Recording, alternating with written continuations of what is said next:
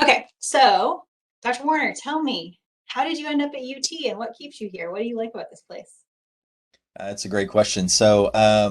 I think I stumbled down to Houston for an interview at medical school in 2000, and I started here 2 months after Tropical Storm Allison, and I sort of should have known that, tropical storms are going to be part of my future.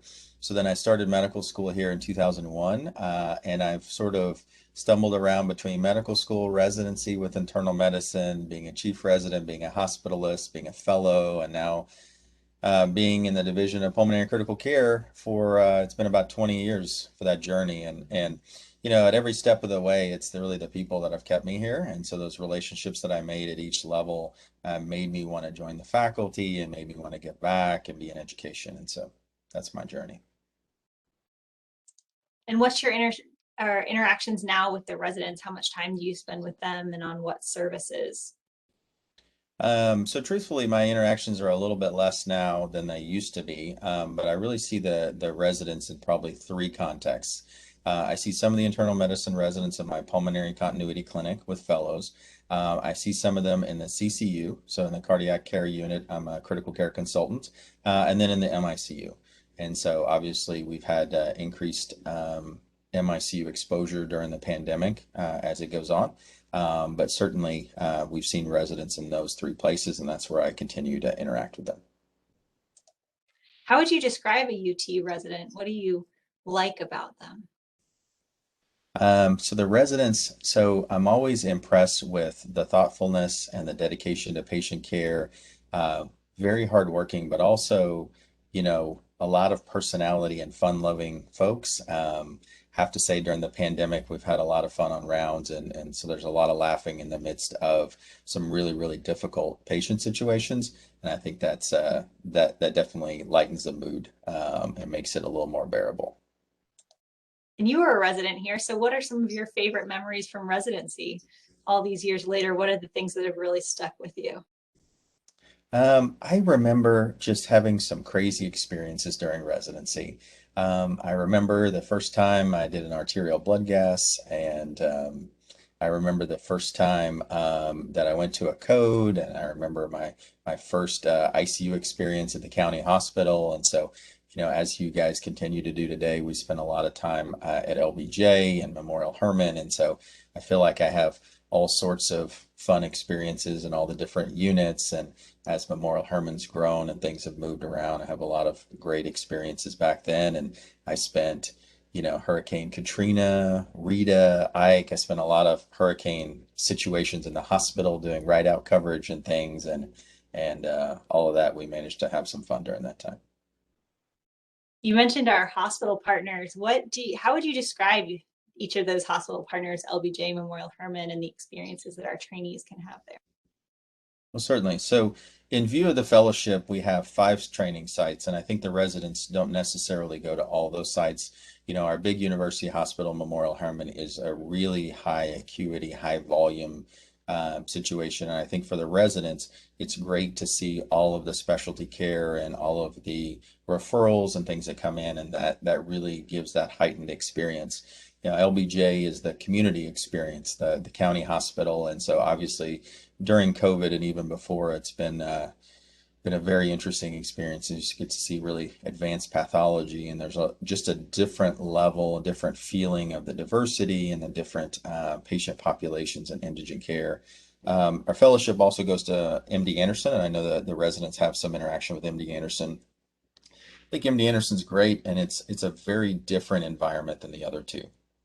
So very much of a quaternary referral center, and so things there just work differently than the other hospitals. I think Memorial Hermann still feels like it's very resident run, even though it's very high acuity. LBJ definitely has the county hospital feel of a trainee run facility. And I think that really sparks innovation and good collaboration.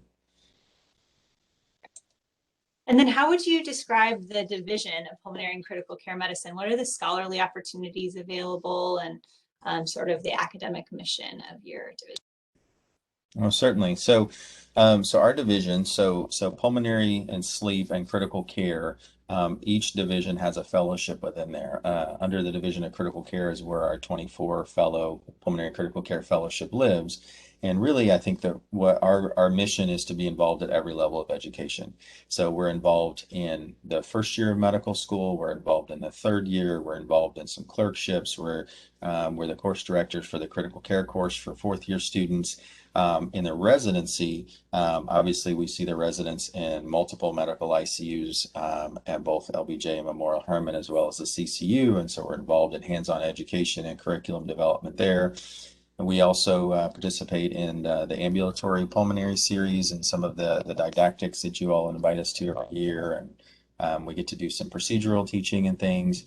And really, our goal is to be involved in that breadth. And so we've got faculty members in charge of different chunks of things. And so, you know, the majority of us in the division are internal medicine trained. And so we certainly want to be an active participant in the parent specialty.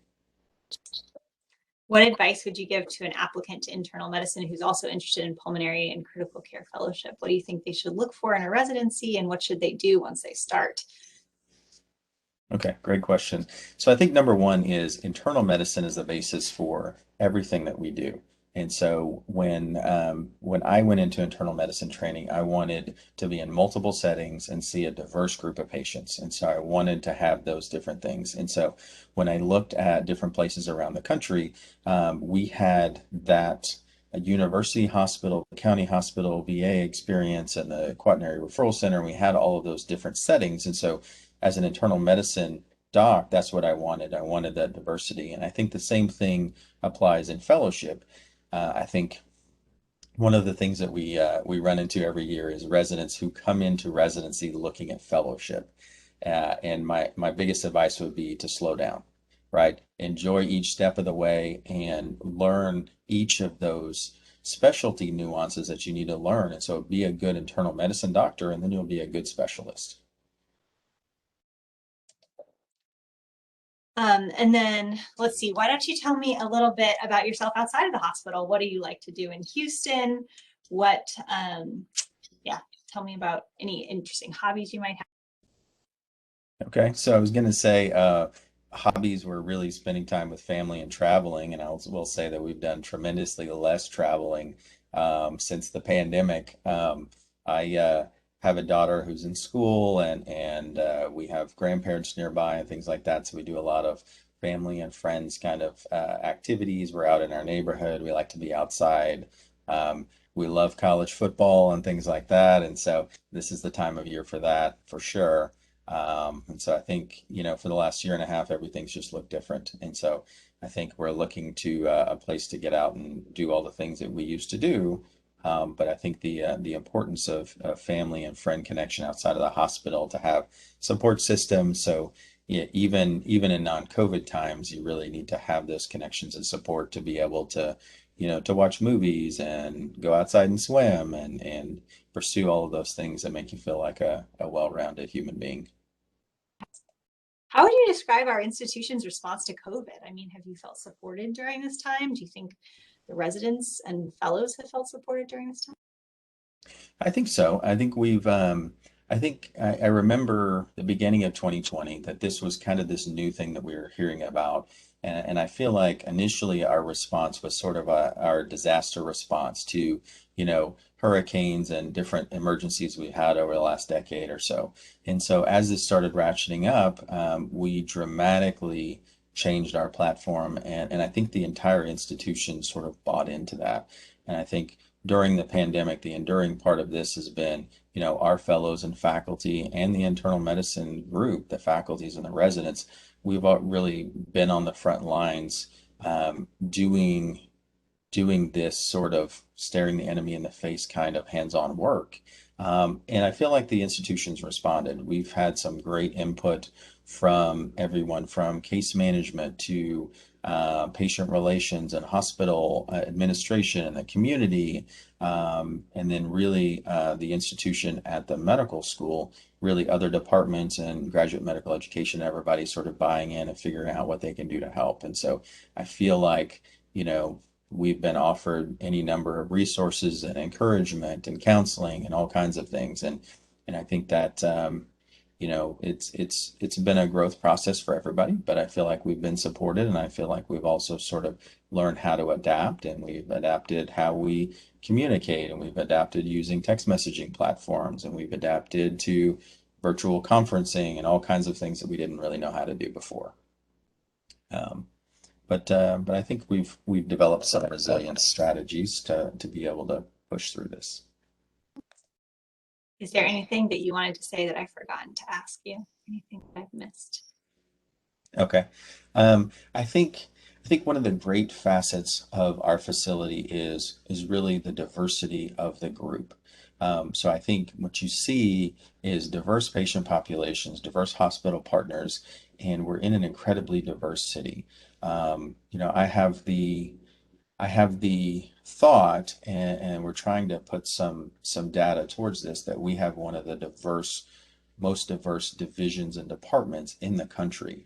And so really, I think that diversity brings great innovation and great ideas, and everyone works so well together. And so the number one thing with UT is really the personal relationships, the mentor relationships, and just that clinical environment that you get to see. Awesome. Thank you. All right. I'm gonna turn off the